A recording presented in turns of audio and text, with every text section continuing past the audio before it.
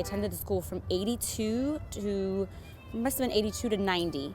And that was our big graduating class. We were together about 8 years. I attended 1958 through 65. 1976 to 1982. 1962, 3 to 4, 4 to 5, and graduated in June of 1965. I began work at PS110 on July 1st, 2008. 1966 through 1968, so 4th, 5th, 6th grade. I was one of those intellectually gifted children. I was in the IGC classes, as they call them. IGC was what was the name of the magnet program. It was short for intellectually gifted children, and there would be one in a neighborhood. There might be one school that had the IGC classes, and then students in 4th grade from other nearby schools would go to that one school to attend. There were, I think, 3 classes in our grade, and we were the nerd class, which is what all the other kids called us. So we were very competitive, constantly trying to see who had better grades. I think by the time we got to 5th and 6th grade, it's a joke we still have, there was a big chart with stars, and it was always the competition for who had more stars on the board. I was an okay student, I'm not gonna lie. I like to think I was a good student, but my teachers might disagree. I was a good student. I wasn't a great student. I didn't work super hard. I was relatively a lazy good student.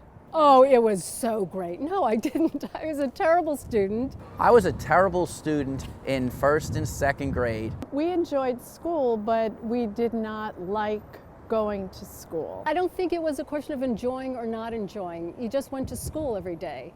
I think that learning was not made fun in those days, and we just, it was something that we didn't look forward to. By 4th grade, we had an older woman, but she was I think just very maternal and all. Her name was Miss Oxman or Mrs. Oxman, and she was just wonderful. I mean, and I became an honor student, and I stayed that way for the next 3 years at 110, and then I kind of continued that on. Mr. King? Mr. King, probably the first week, tested us on our multiplication tables over 10. He was amazing at being strict, but being fun. Every Friday there was a 33-question vocabulary test and a spelling test. He knew what we needed to do in order to pass, and he wanted all of the children to succeed. He saw no boundaries. He was like, you're gonna be the first group of Latino children to go out to New Jersey and compete against these kids that are, in these wonderful schools with these huge yards and football fields. And he taught us how to run across a football field in 30 seconds to toss a flag. And it sounds like it was for fun, but it really showed us how to be leaders.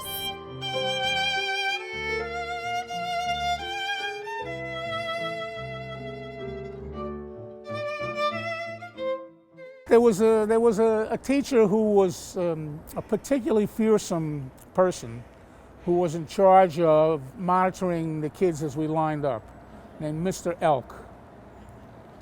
And nobody liked him.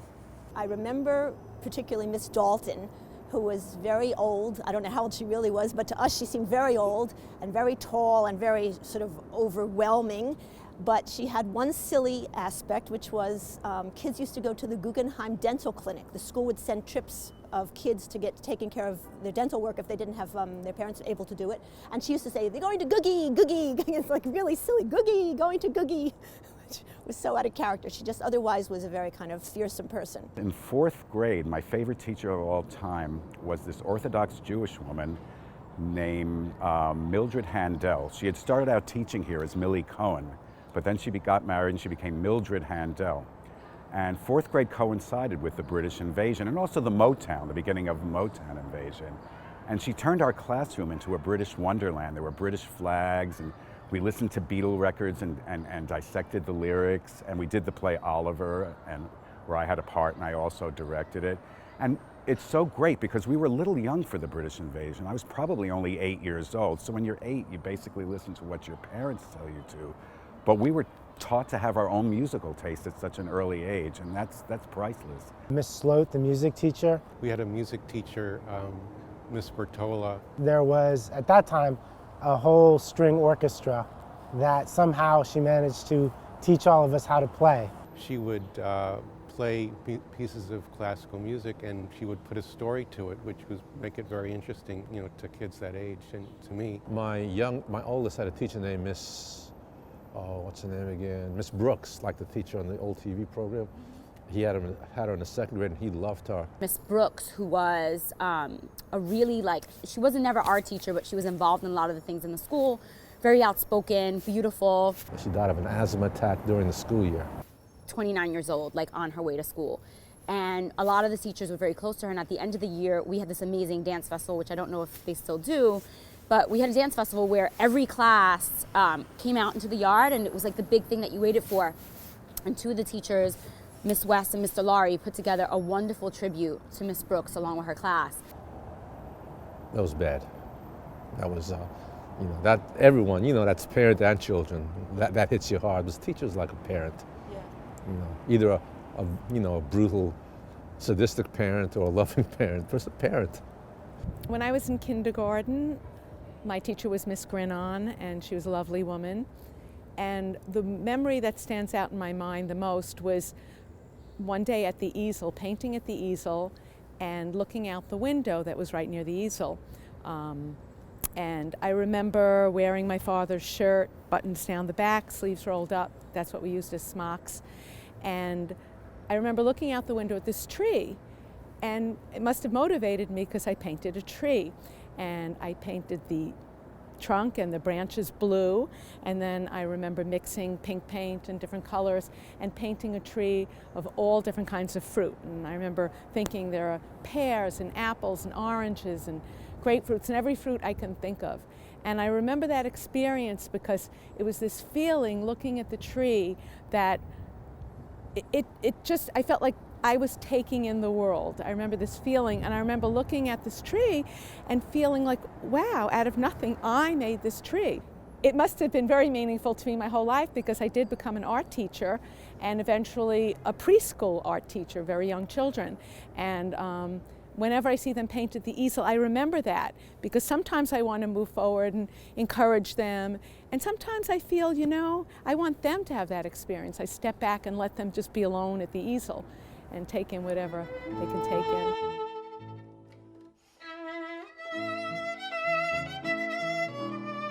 Well, for fun, what we did was we played hopscotch outside, we played tag. We actually sometimes brought our dolls to school and would play in the outside yard in the big park. Surprisingly, they also let us out for lunch, which was really a little weird. There were the playground, I'm not sure if it was the playground here, but there was a playground in the neighborhood that had concrete barrels. And so we would sit inside the barrels and gossip and chit-chat and also roller skating. I did some work at the Henry Street Playhouse back then. I appeared in plays there when I was a kid, played the piano, everything that in the arts. I guess we were about 10 years old, and we would take the bus by ourselves downtown to City Hall bowling. And then that closed, and we would go up to 14th Street on Avenue D bus. And then for amazing amounts of kids in the school, on Saturdays all winter long, you went to the movies. And we would get the New York Times in school. I think it cost a quarter a week to get the New York Times. And it was a nickel a day. And you'd have it, and we'd all look at the newspaper. And one of the first things we did, toward the end of the week, was see what would be playing at the movies. And we'd either go to the Essex Theater, which is now long gone, right on Grand Street, or to Lowe's Delancey. We all remembered doing the maypole, and it was something we all looked forward to at the end of the year, getting into the group and going to Central Park to do the maypole dance. After school, we used to go into the yard next to the school, and we would play punch ball. Punch ball was played basically with baseball rules, but you didn't have a lot of equipment back then. All you needed was a Spalding, which was that little pink ball that they used to sell for a quarter, and everybody always had one, or somebody in the group had one, and you just threw it up in the air and you hit it with a closed fist. And you think about it, that was the only equipment you needed was that ball, because you caught it with your bare hands because it was a rubber ball. You played in the schoolyard, you ran bases. I was up, I was the last one chosen, and of course everybody moved in because they knew that I was no hit Michael, I was never going to get a good punch in. And it was similar to the movie The Natural, where I threw the ball up and I got this amazing hit, and to me it was like going over the fence, over the Williamsburg Bridge, over into the projects. The truth is it just went over everybody's head, but I got a hit and everybody was high-fiving me. I'd never had a single sports moment before that, and I've never had one since. My most vivid memory of PS110 was playing basketball on the playgrounds, where many of us were there.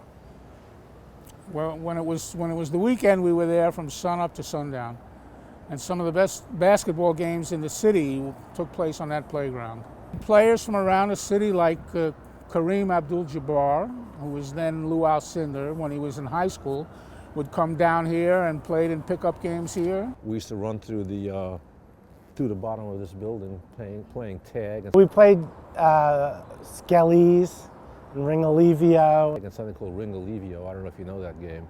It's a version of tag. Skellies is a New York game whereby you basically either chalk out a square with sections and you essentially try to hit bottle caps from one corner to the other, and whoever finishes first wins.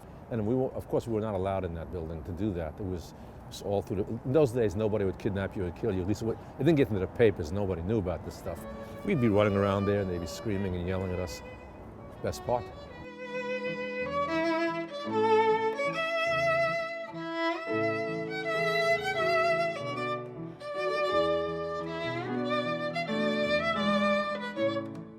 My worst memory, I think the day that JFK was assassinated, I was in the 5th grade.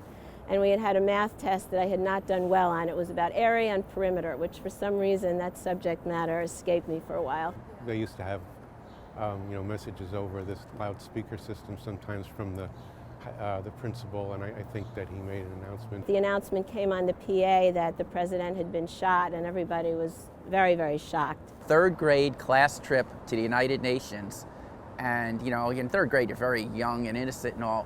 And when we got back to the school, there were all kinds of people outside, and the principal was waiting for our bus to get back. And then all of a sudden, we saw our teacher, Miss Press, start crying. And we had no idea. And then it's all the parents were down to collect the kids. And for me, it was my mom was the, one of the class moms or his aide on that trip. So she was right there. But it was just that whole memory of JFK's death always comes right back to the class trip to the UN here, which is just something that just marks you.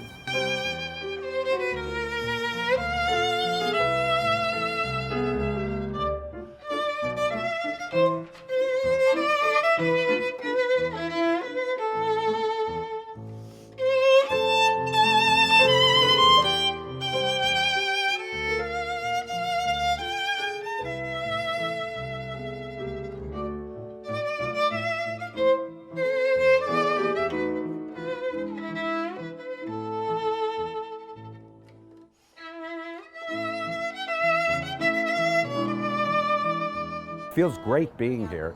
It really is. It's so long ago. I mean, when you stop to think, it was 1960 when we started here, and the world was so different. I grew up in the amalgamated buildings just down the block, and so I remember just making that 1-block walk down Broome Street, entering the building, the Broome Street entrance. The Lower East Side definitely wasn't cool then. It was a lot of fun for us because it had that sort of European feel, that Shtetl feel. But now it's considered so cool and such a hipster place, and it wasn't like that at all when we were growing up.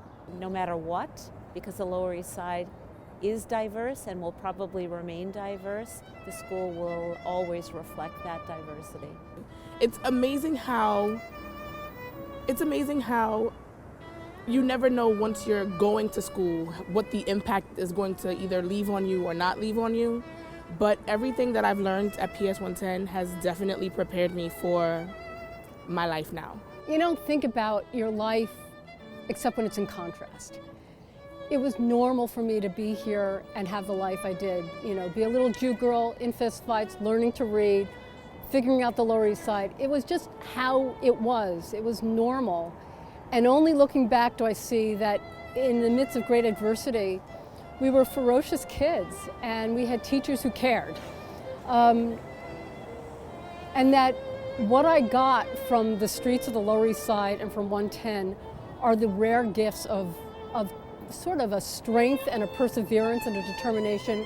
And I don't want to use the word tough, but a toughness, a resiliency that never ever leaves me. and a directness, and I'm really grateful. I'm really grateful that I learned to read. It's been a really precious gift in my life.